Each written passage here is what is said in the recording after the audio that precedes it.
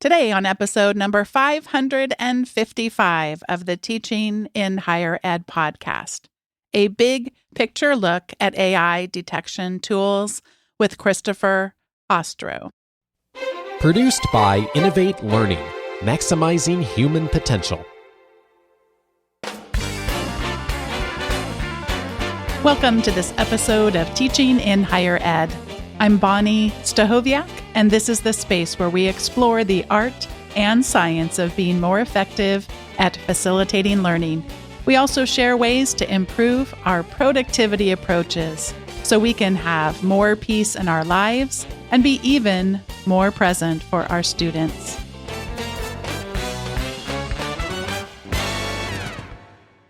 As regular listeners know, I typically read the bios or paraphrase the bios of guests, but I'm grateful that Chris is here, and I love bios that are in the first person.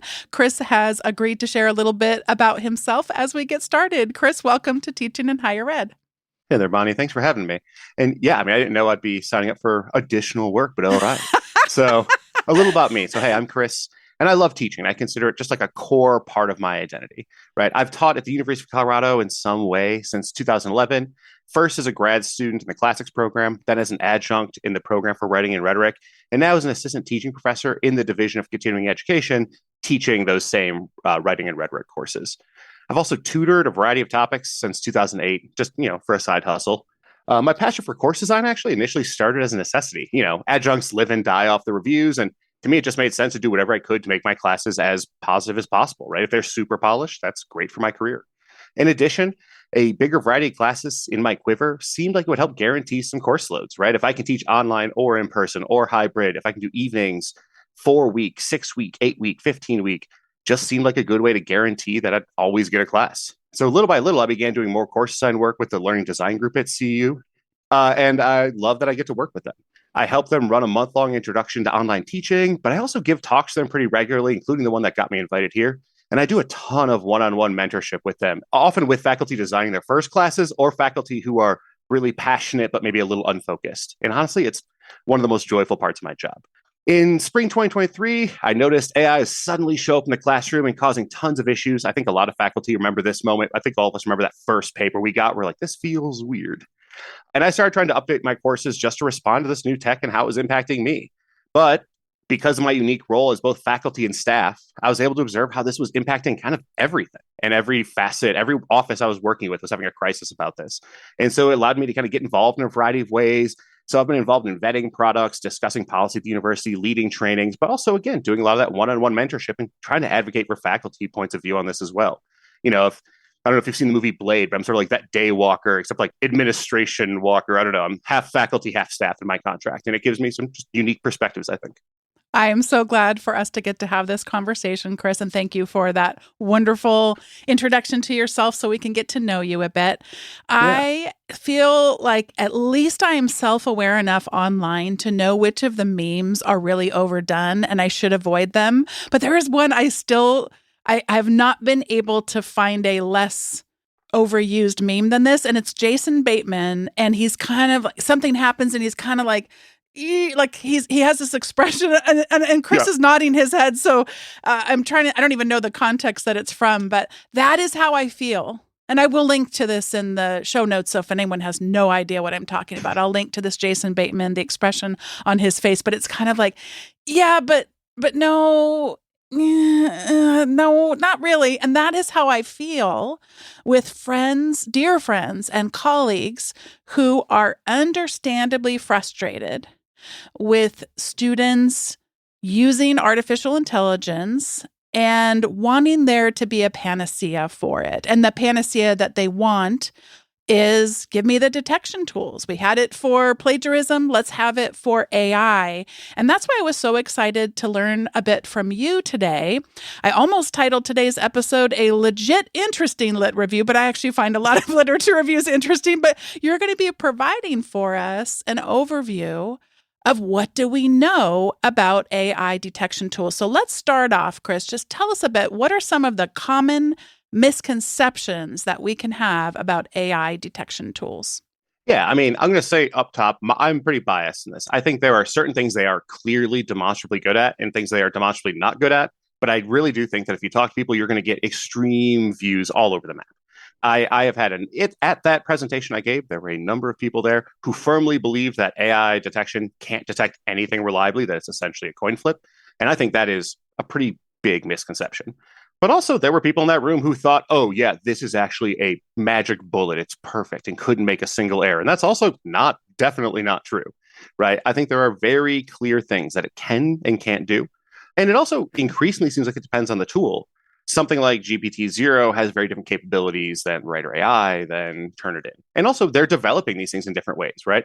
Turnitin is, I'm not sponsored by anyone, but I will say like the approach they're taking is different than everyone else. GPT-0 is trying to essentially make an algorithm that detects AI writing, whereas Turnitin, with their database of a few billion student papers that they have private that AI can't train off of, they're essentially trying to make a human writing detector. And that's really interesting to me. Mm. And what are some of the research that you have gleaned from around the use of these tools?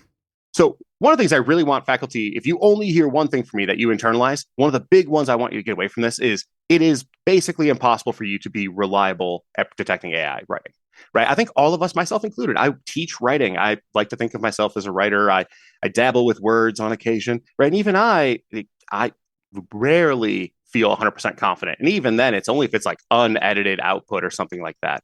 And so one of the first things the research shows this. One of the ones I would cite right off the bat was Kessel and Kessler. They asked a bunch of trained linguists who also worked in the field of linguistics as editors. And across the board, not a single one of them was able to get all 5 right. They literally just gave each of them 5 writing samples and said AI or human.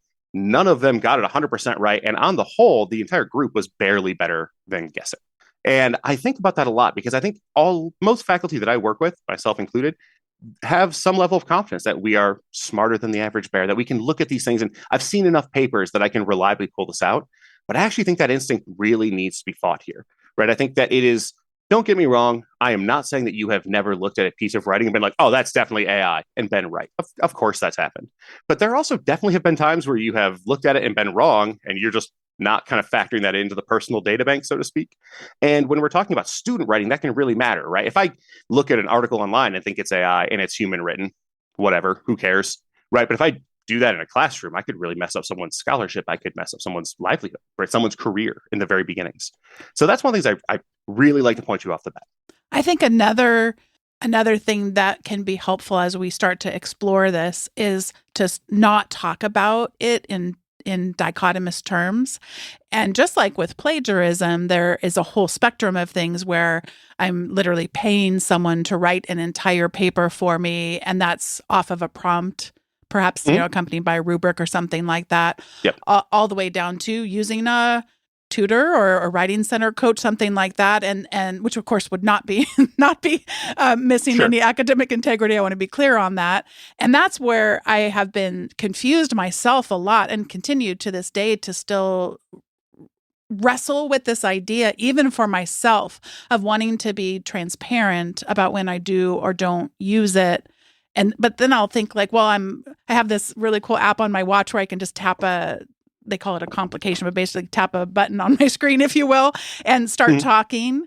And then it's a app called Whisper Memo. And what I like about that is it puts it into paragraph form, which to me is a lot more readable later. And so at what point did AI start and stop helping me when those were my original ideas? And what would the scholarship say about that, to the degree, to what degree should I be sharing that? Of course, it depends a lot on context, et cetera, but that's the really, really confusing part. And I was going to mention one thing. We're still talking about misconceptions and what the research tells us. These trained linguists were looking at a writing sample. And most of the time when I hear people thinking, oh, the student definitely used artificial intelligence, it's in contrast to the other writing that they've done in a class. And that being the real, well, wait, what happened here? This sounds like an entirely different person. Or was this in fact even a person? Yeah, 100%. And I try not to think of these things in that kind of dichotomous way, but this is just what that research did, right? That's the only reason I was framing it that way. The fact is, I don't think most students are using it in a dichotomous way. My experience has been that most students, even if they are, well, let me back up a step. I think there are tons of students I interact with who are really just curious and trying to use these tools to dig deeper and understand them better and help with their learning. And they're also, but we would be remiss if we acted like there weren't just ne'er-do-wells that exist as well. And one of the things that frustrates me as a teacher is I feel like people are pretty consistently over or underestimating the amount of cheaters in basically every conversation I have, right? There are always a few students. It's not many, but like they will exist. And I think acting like every user of AI is actually trying to achieve some sort of digital nirvana is misleading, right? But also, on the other hand, to assume that every student is just some snidely whiplash, mustache twirling villainous cheater is also not the case, right? Most students don't know where the line is because most universities or most faculty don't know where the line is. And I think that creates a lot of the issues up front. But yeah, in terms of like other misconceptions, you were asking about the Whisper app, right? One of the things I find interesting is the way these softwares work is I'm the most familiar with Turnitin, so they're who I'm going to talk about the most, but like that is not in any way an endorsement or anything like that. But they basically scan each part of the paper in context multiple times. So Turnitin does like they estimate, they try to get to 300-ish word chunks, and they kind of take that panel and go through the whole paper that way. So every sentence is scanned in context at least a few times. It's with the stuff before it, the stuff after it, a few times where it's in the middle. And then it's run through these algorithms that give it a score. Usually a 0 means that they're 100% sure it is human written, and a 1 would mean they're 100% sure it's AI written. Nothing ever gets a 0 or 1, basically, though. Everything is a decimal. The only time something like Turnitin highlights something as AI written is when all 6 of its scans of that sentence average it to 99.97% likelihood, I believe. So pretty high. And one of the things, a major thinker in this field, James Faulkner, is someone I talk to often. And one of the ways he put it in one of his writings that really struck me was that this is more accurate than PCR testing for COVID, right? So if you are someone who has ever used a PCR test to inform a decision you're making, this is more reliable.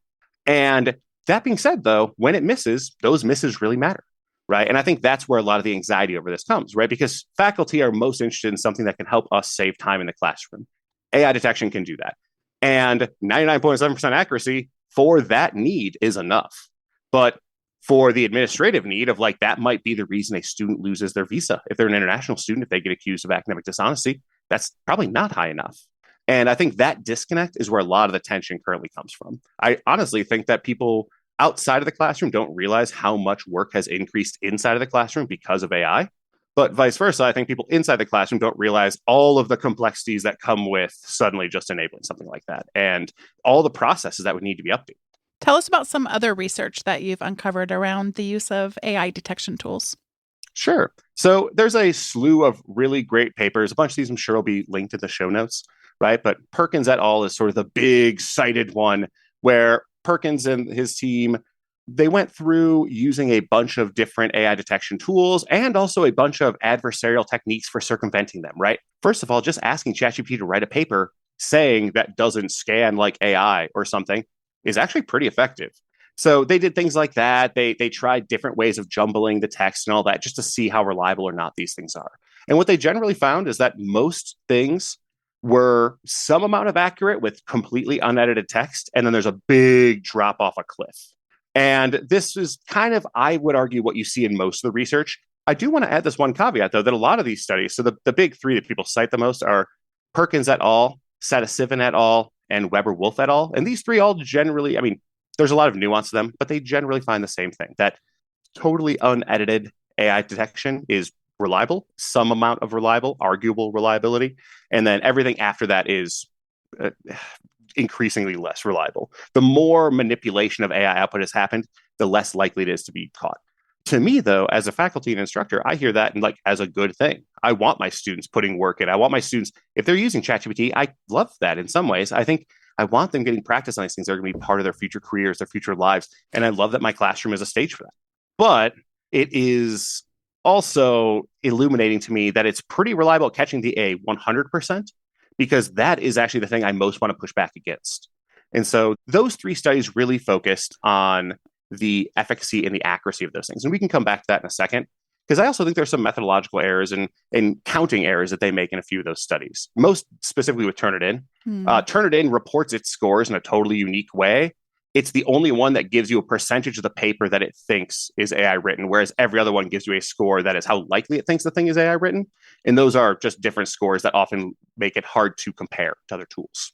So Turnitin, how does Turnitin track, and then how do the others track? Yeah. Yeah. So if I have a piece of, a piece of student writing that I think might be AI written, if I put it through something like GPT-0 or Writer.ai or any of those other ones, it'll give me a score of what likelihood it thinks that is AI written. Mm-hmm. It'll say, after looking at it, running it through our tests, we think this is 42% chance that this is AI written. And in that case, treating it like a dichotomous thing.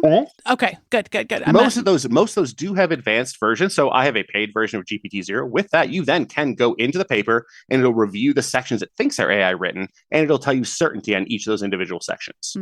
But Turnitin does a different thing, where what Turnitin does is they give you a score, and that represents the proportion of the paper it thinks is AI written. So if it gives a paper of 41%, it's not saying we're 41% sure. It is saying we are above 99.97% sure that this 40% of the paper is AI written, which is different. But that often leads, like, if you go through the data and the charts, especially in Weber-Wolf and especially in Perkins et al., you can see places where I think just some data doesn't line up because of that disconnect. It's an easy mistake to make, but it is in the data. Some other research that I really wanted to highlight quickly is Liang et al. I think this is one of the ones a lot of people have heard about, and there's a lot of rightful anxiety around this, right? Liang et al. Was a team that found 7 different detectors were more likely to falsely accuse pieces of writing written by ELL students as being AI written. And that is a really troubling piece of research, if true.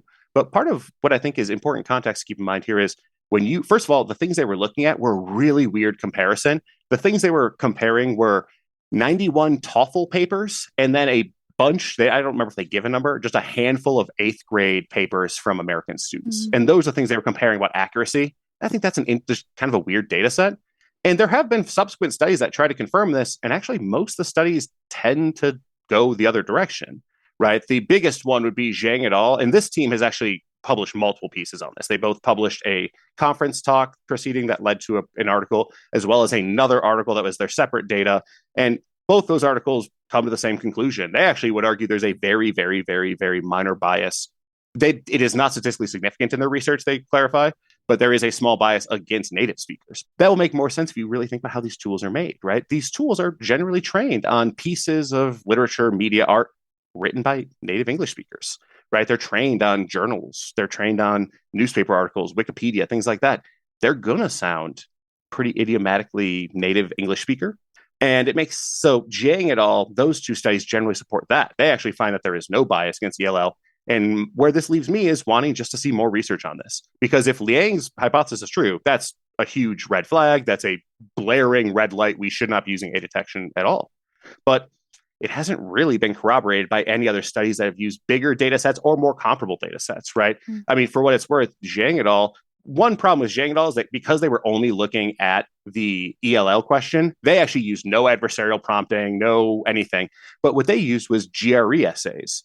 And they used GRE essays from a variety of students. And there they found no bias. And I would argue that GRE essays are probably closer to student writing at the college level than something like an 8th grade paper or a TOEFL paper. Yeah, and some of our listeners may not know what TOEFL papers are either because of their discipline or where they're located in the world. So just give us one more recap around what your concerns. I'm so sorry. Oh, no, it's fine. The TOEFL is the test of English as a foreign language, and it's the standardized test that international students take when they're coming to America, if they're from a country that's primary language isn't English. And it's usually just a test that you are required to get most different universities might put the threshold different places, but you have to get above a certain score to successfully transfer there as an international student. So again, some of those might be a pretty interesting data set, but I don't know how comparable it is to just normal, quote unquote, traditional essays at the college level. Yeah, and I definitely am going to want to ask you, and now what? Because we're not going to want to leave people without getting some guidance from you. But I think an important aspect of the research that hasn't come out of our conversation so far is, what are students saying about their perceptions of AI detection tools? Yeah, we'll come back to the so what after. But with students, I actually love it. I think it's really important. One piece of advice I would give any listener here: talk to your students about this. One of the best things I did in my class was I have a policy about AI disclosure. I give them a form that they can fill out with their paper. It's not long. It's just, here are the things I did with AI. That's it. And if they tell me what they used with AI, the deal I make them is that I will never honor code them. At least not for that paper, right? If they do something totally unrelated, this is not like a blanket pardon, right? But if they are using AI in this piece and I think they were a little too reliant on it or using too much of that output, if they were upfront with me about the use, I'm going to assume that they're trying to play, be on my team, be open and transparent. It's never going to be an honor code thing. It might be an awkward, like, hey, can you actually go rewrite this part of your paper? Whatever.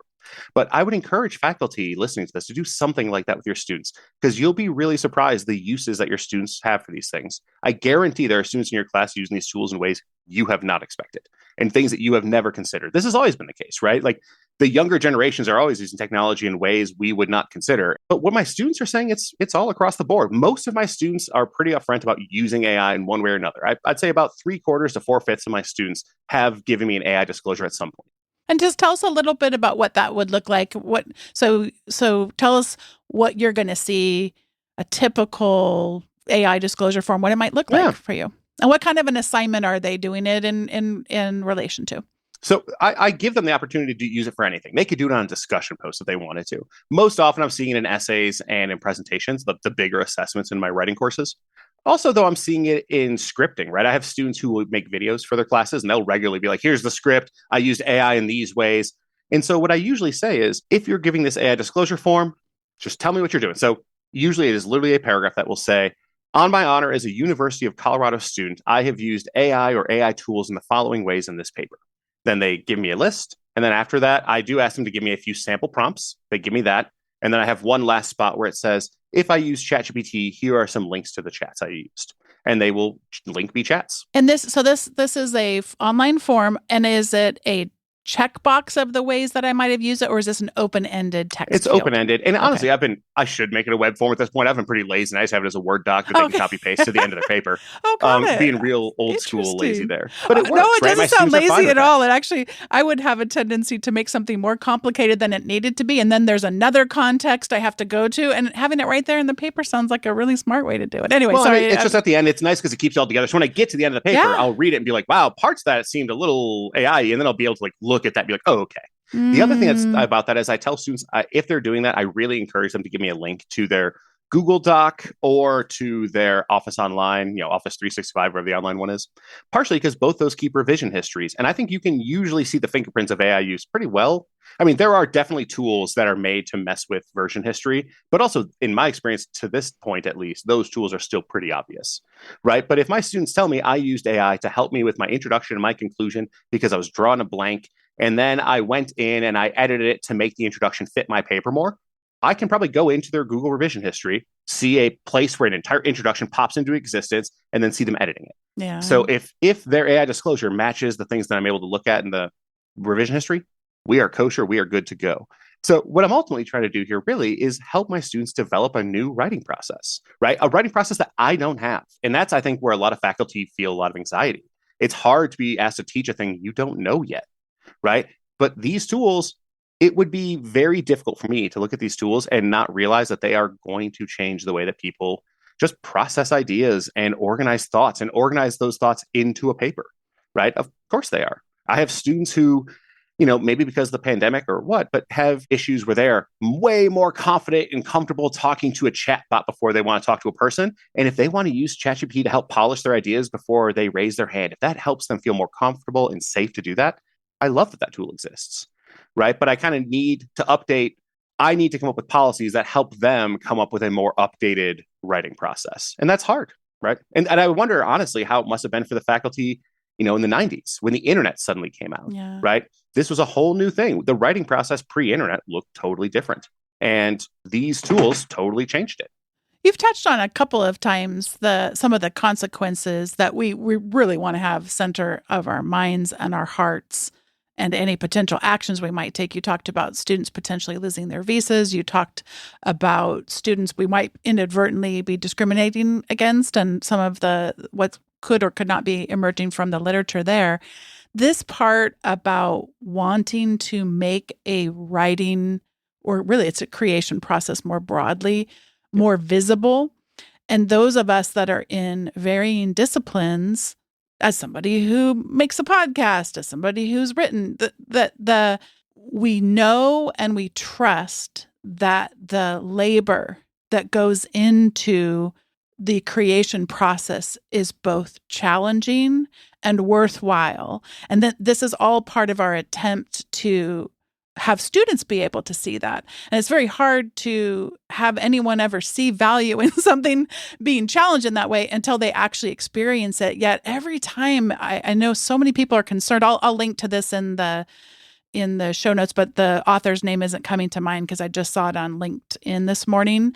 But just the ways in which surveillance is seen as a panacea for now I can see your labor. And it's just another way that I get to, not just me as an educator, but society gets to, the powers and principalities get to have another look into your life. I'm thinking George Orwell here, kind of things. And so I'm hearing you. I don't know you very well, Chris, but I already just have such a sense of you as a human being. And I imagine learning from you and you being my professor that I would feel likely to trust you. And so you seem like someone who wants to be trusted as an educator. Yeah, I mean, just the very fact that you've created this form. And hey, if you want to use AI, disclose it to me, and you're not going to get reported to which for people not familiar with honor codes, that's the disciplinary thing in and of itself. But it's still, to me, you start to say it and I can feel my body tensing up of that it would not be as easy for some students and their experiences in an educational context to trust you, even though you seem like a trustworthy person to me. 100%. And I would say that's part of why I make the Google Doc and the Office 365 thing optional. Yeah. Right? I don't want students to feel like they have to give me that level of insight. I do encourage students to use these things, though, because these tools still create false positives with some minor regularity. Mm-hmm. And I do think having a Google Doc link that if push came to shove, if you were actually formally accused, you could point to would be helpful. Yeah. It's a bummer to say, but I think you're right. I think the future of work is going to have some amount of that surveillance built in. All the tools that we have developed in the past 15 years for work do that tracking, and I'm not generally in love with that, but it is the reality of it. I also want to say, because I feel like I get this pushback with some faculty often, that I am not a cop teacher. I am not someone who likes catching cheaters. I'm not someone who wants that to be a big part of my job. Honestly, it's the least fun part of teaching. But it's also, it is still a part of the job. I used to teach high school as well, right? And it's a similar thing there. There are a few students who are going to cheat just because they're young, they made some bad time management mistakes, and ultimately they do need some minor consequences to teach them that lesson that in the future, I got to set aside more time for stuff, right? And college students are not really that different. I don't think that any student I've ever caught cheating is like a villain. I think it's just an 18 or 19-year-old who went to a CU Buffs game rather than doing their paper that night. Mm-hmm. And I never want to ruin that student's career, but also it is important that there be some amount of that accountability, because I think that in and of itself is a lesson. Here they do it and it's a small slap on the wrist. The honor code process at CU, the first violation is literally just having to go to a class to make sure you know what the rules are, right? It doesn't even, if they never get reported again, it doesn't even show up anywhere on their history or their transcript. But I think that's important because if they made that same mistake in a job, they are fired, right? I'm thinking actually very specifically of a student I had. I teach a class on comics and graphic novels. And I had a student who used AI to help him do the outline for this whole presentation he gave. And it hallucinated a bunch of comics that didn't exist. And when he and I talked about it, I ended up honor coding him. He thought it was a huge overreaction, I think was his wording. And part of what I tried to explain to him was if you did this at a job, you would not have a career, right? Because he wants to go into marketing. I'm if you worked at a marketing firm and you advertise a product for a client that didn't exist, you would be in trouble, right? I don't know how else to tell you this. That's kind of what you did here. And I'm trying to give you the lowest stakes. For what it's worth, I gave that student also the opportunity to rewrite their paper, because what I want more than anything is for them to succeed. I wanted him to do the work and to use AI to help do that work and figure out a way to do it that still produced high quality work and saved him time, right?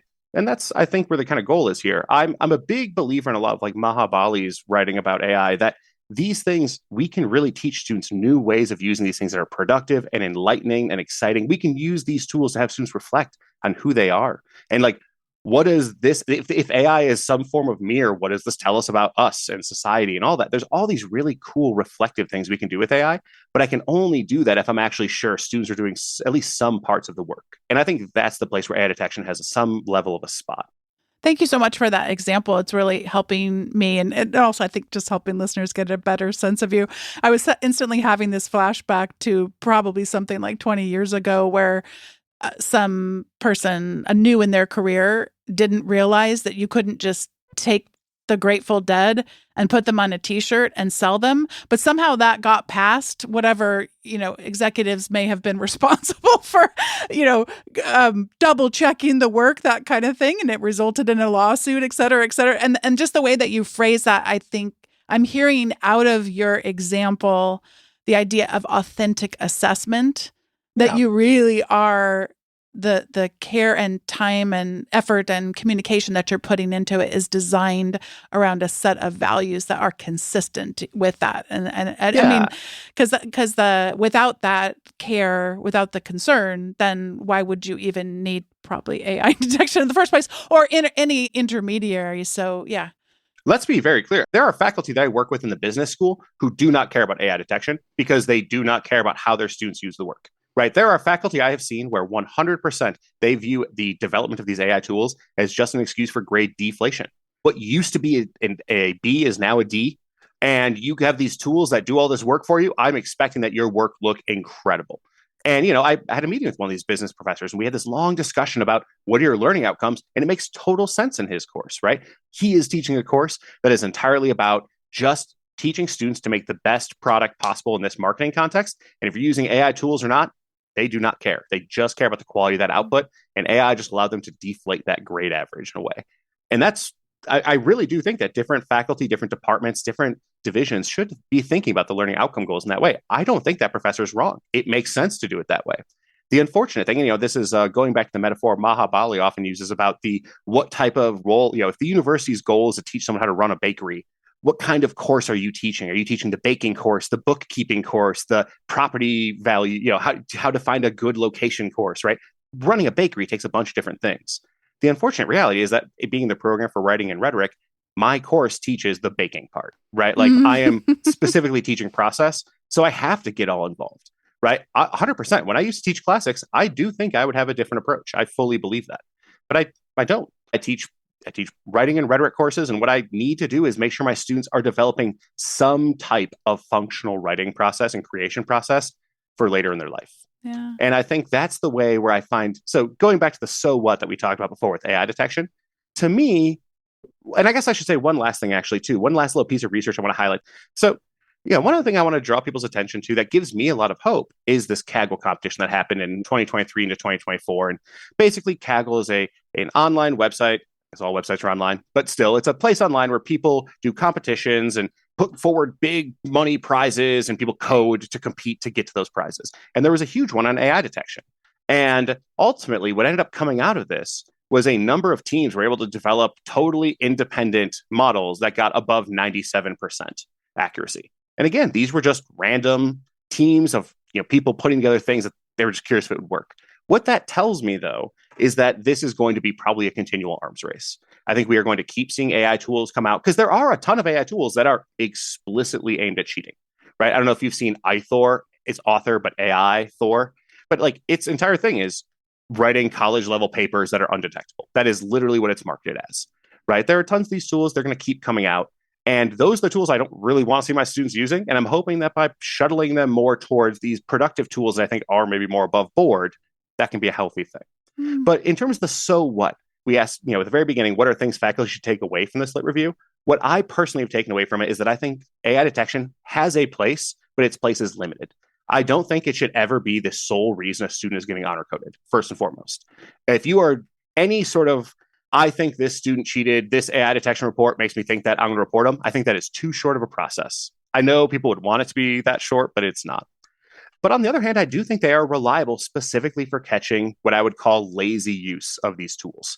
If I have a report from a student that's over 60%, it's probably because that student did in fact just copy paste output from big parts of their paper. And that is something I do want to intervene on, not because I'm some weird cop teacher, but because that's a bad process they're developing. That is a writing process that is maladapted and will hurt them later. Like that is not an effective way. If ultimately, I think I love to tell my students is if all you're doing with these tools is taking the output and submitting it as your own work, you don't have a job, right? That's something every company can do and they can automate, right? The thing that's going to give you a career, the thing that's going to help you flourish professionally and personally, the thing that's going to actually allow you to do something is putting yourself into that work. And you need to learn how to actually leverage your skills, your knowledge, your expertise, your background, whatever, into that AI output to make it better. Because if you can't, it can just be automated by anyone. Before we get to the recommendations segment, just tell us a little bit about what that conversation looks like. How do you structure it? What any tips that you have about that difficult conversation? Yeah, you're totally right. It is a difficult conversation. Sorry, I should say my process now is I run things through AI detection. For what it's worth, if you're using GPT-0 or anything other than Turnitin, you should 100% be removing identifying student data from that, because we do not know what happens to that data. And technically speaking, that could be a FERPA violation. So if anyone is hearing this who uses GPT-0, remove student info from that. But I run it through there. Then if I get a high score, I reach out to that student and I have a whole conversation with them. If they have an AI disclosure, honor coding is off the table. If they don't, it's in play. And we have a discussion where it's me just trying to meet with them and talk about their paper. How did you write this? I'm suspicious of these parts. Can you tell me about this? How did you get these ideas together? It also depends what I saw in the paper. If I saw a bunch of hallucinations, there's really not another excuse for that, right? If you have hallucinations in your paper, it means you used AI, which in and of itself is not a sin, but it means you used it poorly, right? It means you didn't edit it. It means you didn't even reread your work. You didn't fact check the output. That's a problem. That is, I think, again, another maladaptation. That's not a good use of those tools. So those conversations, I generally I think it's really important, in fact, to start from a place of questioning and caring. If you come into it guns blazing, like, you cheated and I know you cheated, you're the bad cop and there's no good cop in the room. And that's not good, right? Yeah, that's just going to scare this poor student. And I generally think it's pretty easy to get students rattled and, admitting to stuff they didn't even do because they're just terrified of authority. I don't want that. I'm not interested in that. What I want to know is legitimately, how did you write this piece that this is what I got? And these are the flags I'm getting. Because very often, I'll be honest, the number one most common conversation I have is the student used AI tools and just either forgot to use an AI disclosure or hoped I wouldn't notice. So what usually happens is in that first paper, I have a bunch of these little conversations. And then by the second paper, most of my students are giving me an AI disclosure and we're kind of past that phase. And yeah, I find that asking students a lot of questions. How did you write this? Why did you do it this way? Oh, this is interesting. This wording is weird. Can you tell me, why would you phrase this way, right? Pretty often, my experience is the kind of students who are using these tools unethically, they're doing it because they're rushing. They probably didn't reread the paper, and they're not like seasoned liars, right? They're not lifelong criminals. Most students, in my experience, are just very quickly like, yeah, look, I'm going to save you some time. I over-relied on this tool here. What can we do? Most students get it. And the few that haven't are actually some of the more interesting ones, right? Because the few times a student doesn't do that, we end up having a whole interesting conversation where they're showing me exactly how they wrote these things. So I'm learning a bunch about their writing process. I'm learning a bunch about how AI might be miscategorizing things. That's valuable to me too. But you should 100% be having those conversations. They're difficult, but also it shows a certain amount of caring to your students. I should say that I've had 3 of those students later reach back out and ask for a letter of recommendation, right? Because ultimately, we had this really heated at first conversation that led to this place where I think we were really understanding each other's workflows and priorities more. And then by the end of it, ultimately, I think I'm viewed as more helpful than, I hope, fingers crossed, this is what I tell myself to sleep at night, that I was viewed as more helpful than disruptive. And tell me a little bit about logistically how you get that meeting to happen. I don't want to answer the question for you, but I'm thinking of things like you do somehow to get the student to recognize that there is something amiss here and that they need to reach out to you. So what's logistically how you set that up? That's an awesome question. Yeah. So I should say I teach both in person and online, entirely asynchronous courses. And so it really matters on the course, right? Yeah. Either way, it starts the same way. I shoot the student an email, usually a very friendly, albeit a bit vague email. Hey, I was reading through your paper and I just had a few questions on parts of how it was written. If you could send me that link to that Google Doc if you want, but also I'd love to schedule a meeting. Very often, they'll send me the link to the Google Doc. I'd say half the time that just solves whatever my question was. And if that doesn't, okay, let's get that meeting on the book for Monday. If it's an in-person class, I might just even offer like, hey, can you guys just hang after class for 5 minutes? I don't think it has to be a long conversation. My experience is it rarely is. We talk after class. If it's an in-person class, easy peasy. I actually just do my office hours after class anyway, so it's easy. With the online classes, it's a little harder because my experience with online courses is very often the students who are using these tools recklessly enough to get in trouble for them are students who are having other stuff in their life kind of cascade, right? But I have a lot of sympathy for those students. And Usually what ends up happening is I email them a few times, they ghost the email. So then I just refuse to grade the assignment until they meet with me. I will literally put a note in it that says, I need to see you at office hours or schedule one-on-one meeting. I will regrade this then. And that usually eventually after a week or so, they see that and they're like, okay, I'm going to reach out. It's annoying, but it is also one of the least fun parts of teaching, but part of teaching. And you used the word regrade. So Mm-hmm. I am assuming that there's a 0 sitting there to get their attention. It depends on how long it's been waiting, for what it's worth. If it's just been like a few days or a week, I'm not putting a 0 in there right away. If it's been more than a week that they've ghosted my email, I'll put that 0 in there, because ultimately it takes me less than a second to change it, but it does send that message to a student that, okay, I can't just ignore this forever, right? And that's usually what happens. I should also say, I don't think there's a single time I have reported a student to the honor code and not eventually given them a chance to redo the work for at least most credit. Yeah. Right. The only reason I'm even like kind of waffling there is there's actually just one time it happened where I just told a student, I will not let you redo this, because it was the third time in a row that I had caught them, lying about their AI use. Right. And I didn't think it sent a good message to be like, no, you can keep lying. That's fine. But generally speaking, over the last year, I have honor coded 15 to 20 students. And that's way more than normal, right? I mean, that's more than the entire 5 years before that combined. But also, literally one student has insisted I got it wrong, and he was a student whose paper was full of hallucinations. Every other student has ended up owning up to it, and we did a regrade where it ultimately didn't really hurt their grade. I don't want this to be a punitive thing. I don't want to view myself as like authoritarian cop teacher. But I also think that you can brandish that a little bit to get students to actually put more effort and work in, for them to realize like, oh no, I'm going to get this 0 if I don't actually respond to this teacher's email. And like, maybe I need to be more thoughtful on how I'm using these tools. And it's like, that's what I want. Like, that's ultimately the goal. And if authority can be sort of vaguely alluded to in a way that gets them to just do the work, that is ideal, and be communicative and transparent with me. More than anything, that's what I want. Right? The moment that we're on the same page talking about how they're using these tools, not that they're using them. I don't care that they're using them, but how they're using them. I'm at least being given an opportunity to do something productive with that student again.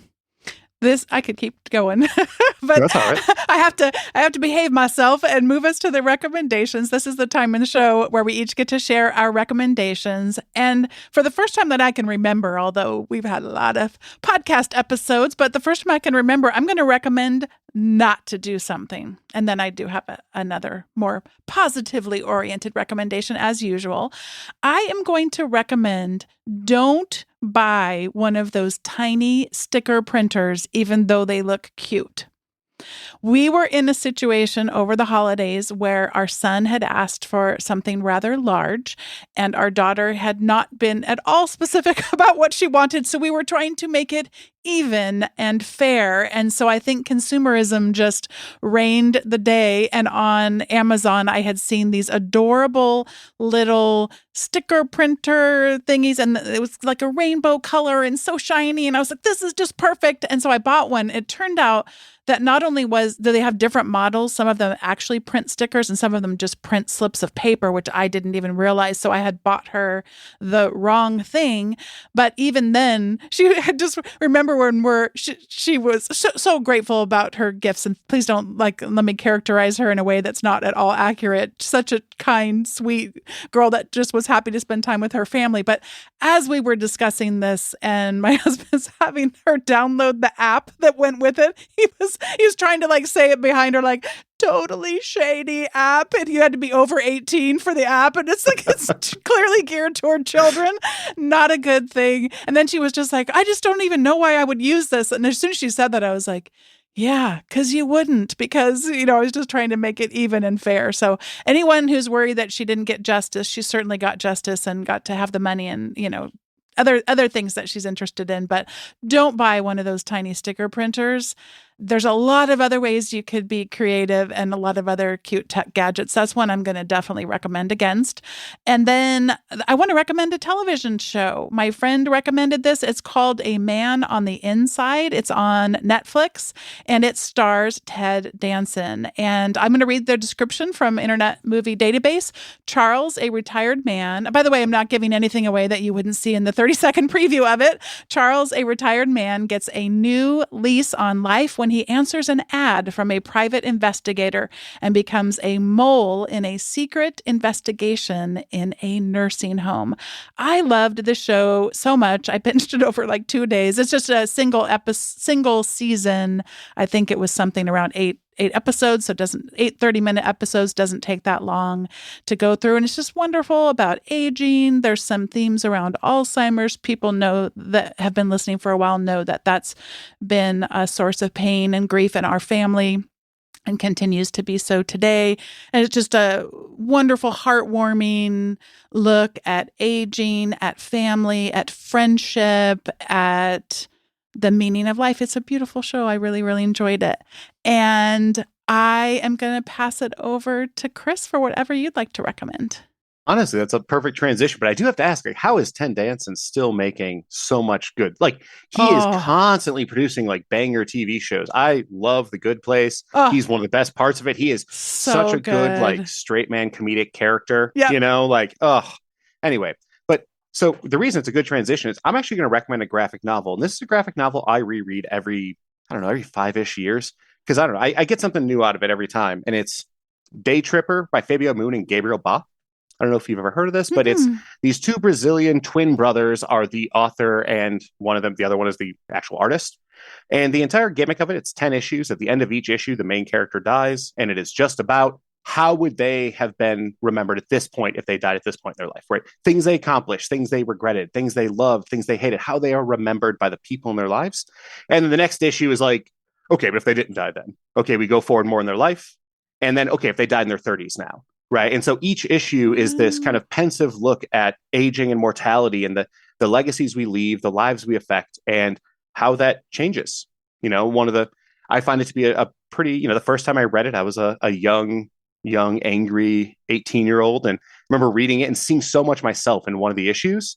And now I'm I think hopefully still young, but less young 37-year-old. And I read it and I get a different issue. A different issue really appeals to me in a real way. And the last time I read it, I was 29. It was a similar thing of like, I read it and was like, that's interesting, right? Like it grows with you in this way because of the actual story it's telling. I'm trying not to give spoilers here, but I think it ends up being like a pretty beautiful meditative look on aging, both youth, like the youth lost, but also the best and worst things that can happen in youth, and also how we reflect from those things. How at the time we don't maybe even think about how cool or exciting or bad or detrimental this is. And then 10 years later, we're looking at those consequences and we're really reflecting on, thank God this thing happened that at the time I thought was a disaster or whatever. And I really appreciate the book for that. It's instilled a certain amount of humility in my own life to me. Oh, you've gotten me so curious about it, and so curious about... It's a great read, only 10 issues. Highly recommend it. So curious about so many things. I'm so grateful to be connected to you, Chris, and to have you come on the show to share about this big picture look at AI detection tools, and what a joy it is to know you. Yeah, it was awesome being on, Bonnie. Thank you so much for having me. Thanks once again to Christopher Ostro for joining me for today's episode of Teaching in Higher Ed. Today's episode was produced by me, Bonnie Stahoviak. It was edited by the ever-talented Andrew Kroger. Podcast production support was provided by the amazing Sierra Priest. This is your moment if you've yet to sign up for the weekly show notes that will come into your inbox, as well as some other resources that don't show up in those notes. Head over to teachinginhighered.com/subscribe. And you'll start to receive those. And this one's going to be really good. We've got lots of great links coming from Chris. So thanks so much for listening. And I'll see you next time on Teaching in Higher Ed.